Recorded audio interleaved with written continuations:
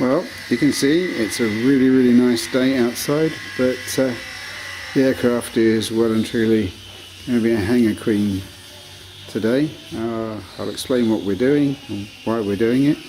I do apologise for the machine noise in the background, but next to my hangar is a metal machine shop. Anyway, I'll turn the camera around. On an earlier video I did show you how we did a hangar makeover and put the curtain doors on. But there she is, nestled in position. You'll see the little marks I've put on the wall. That's so that when I'm pushing from this angle, then I look and I line up that wheel fairing with that red mark. And the interesting thing is I keep on pulling until such time as the tail wheel are just hooked over the top of that little chock. That's put me in exactly the right place, but I can double check because where I'm standing should be in line with that mark on the wall. So that's how she sits in place. That's how I know exactly where I'm pushing. I'm pleased to say that I can now do this very much by myself, although I do admit it does make me a little bit short of breath. It's a little bit of a cosmetic job, in as much as these are the small fairings that did go around that undercarriage strut. But some people do say that it looks like it's wearing shoes that are far too big for it, so we're in the process of fitting what are the official undercarriage legs or fairings or whatever, and you'll see that that does sit on there quite nicely. The problem we've got is the fact that they screw into these fixings here. I think probably we'll find that that's going to burn itself out, but hopefully I can edit that one in. But because of the fairing being a different size, you can see, imagine this one being nipped together. The proper fiberglass one sits a lot further out, so I haven't got the size bolts that I need to fix that. So it's a trip to the fasteners once I finish filming this, but I do know that in order for me to make my deadline for tomorrow, I need to have some sort of footage. So what I thought I'd do, not only just explain why I'm not flying on a brilliant day, but also show you what I do in terms of setting up the cameras.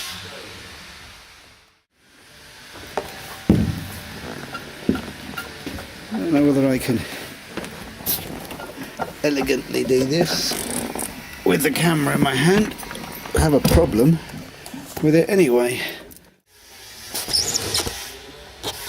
The camera angle on this one isn't going to be absolutely brilliant, but I do have my little lunch box, and in that I have my Garmin Glow. My Garmin Glow sits on the side there, and that's what sends the signal to the iPad. I've then got my GoPro Hero Black 3, and that sits on there. I'll cut in a piece on that one later on, which actually shows better how it's done, but it's got Velcro on the bottom, and I've got Velcro on the top of the compass housing there. So that one sits on there like that, and then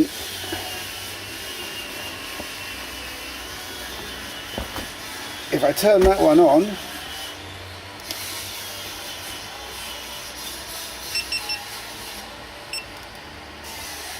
and I start filming with it, I've now got this camera working, and I should have this camera working. The reason I've got this camera working is I'm now going to put my number 1 camera in place. But before I do that, what I do is I plug in my microphone adapter into the side of that camera, so that my camera number 1 has that adapter in.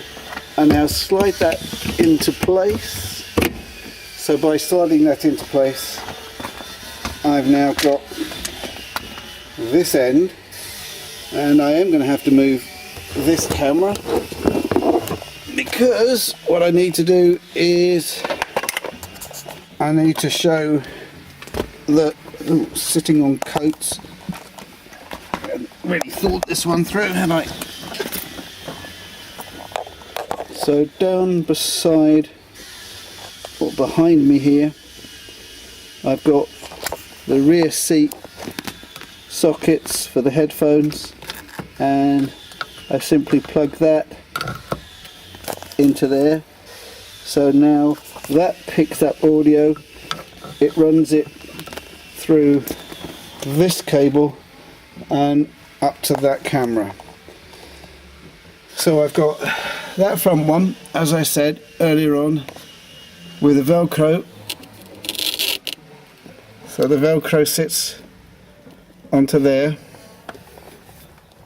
and I've now got that camera supported on that frame, and that's in a fixed position coming down to the intercom socket there. The other camera that I have been using is this Extreme it's a Crocolis or something. I picked it up a long time ago for, I think it was about £60, but what happens with that is it slides on a GoPro mount and it sits there, and the nice thing about it is I can just simply hold it down, and if I hold it down and leave it held down there for a while, then that will start, well, it's prepared to go, and then I simply reach across, and if I take this camera in closer, I don't know whether it will show it, but it should show a little red button or a red icon to say that that one is filming. You may be aware of the fact that, interestingly enough, the machine shop has gone quiet, but someone flying over the top now in a helicopter. So basically that's almost it, with the exception of the fact that I need to turn this camera on and start recording. It's not going to record because I haven't got the intercom on, but it should be filming. What I have got is stuck onto that piece of Velcro. I'll do that again so that one works properly. Stuck onto that piece of Velcro, I have my GoPro remote, and my GoPro remote will talk to both of my cameras. I will need to just set them up, so stand by just to turn it off for a minute. So I've now got two cameras being registered as being ready. If I press the button, that now says that that is recording two cameras. Front camera is flashing red, flashing blue as well to say the Wi-Fi is working. And if I do the back camera, you can see it's flashing red and it's flashing blue. If I'm flying along and I decide that there's nothing really to film, I can just press this twice, and you've probably heard the cameras bleep to say that they've turned off. So the Wi-Fi flashes, Probably easier to show you on the back camera. The Wi-Fi still flashes blue, but the camera isn't working. But if I now press the remote, then it starts recording straight away.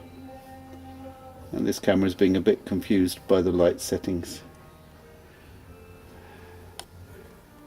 And all the time this little fella has been recording out of the back window.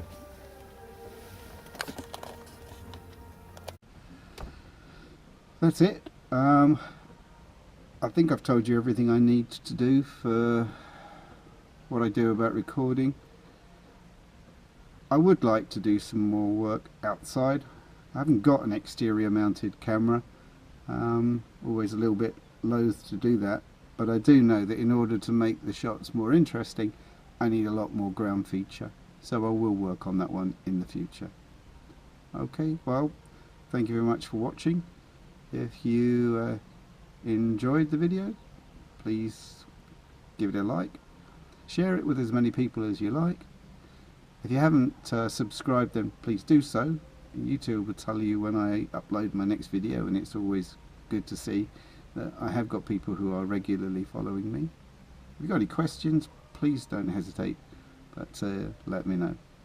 And in order to try and make sure this is working, somewhere at the top there should be coming up now a picture of myself, which is the subscribe button, and then along the side there you should find that you've got my playlist. Okay, and YouTube say that they'll do something which is the upload that you're most likely to like to see again or to watch, so I'm going to try putting that one there. Okay, thanks for watching. Bye.